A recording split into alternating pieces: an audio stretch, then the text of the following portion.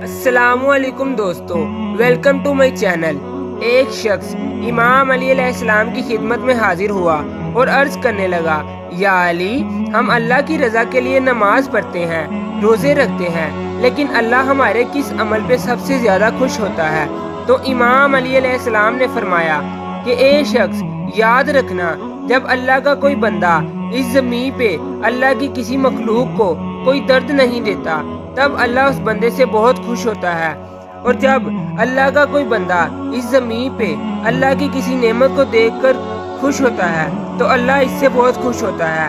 تو اس شخص نے کہا، یا علی، میں ایسا کیا کروں اللہ مجھ سے بھی خوش ہو جائے؟ تو امام علی علیہ السلام نے کہا کہ تم جب بھی اللہ کی کسی نعمت کو دیکھو تو اس پہ خوش رہو۔ اگر تمہارے پاس دودھ ہے تو اسے پیو اور اس کی نعمت کو محسوس کرو، اور اللہ سے کہو کہ اے اللہ، تو نے انسان کے لیے کیا کیا نعمتیں بنائی ہیں۔ پھولوں کو دیکھو، ہواؤں کو محسوس کرو، اور یہ کہو کہ اے اللہ، تو نے انسان پہ کتنا کرم کیا ہے۔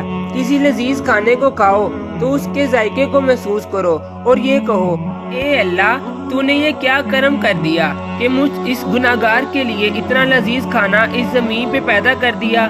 یاد رکھنا، جب تم اللہ کی نعمتوں پہ خوش رہو گے تو اللہ انسان کی نعمتوں کو دیکھ کر خوش ہوگا اور فرشتوں سے کہے گا، دیکھو یہ میرا انسان میری دنیا میں میری بنائی ہوئی نعمتوں سے کتنا خوش ہے۔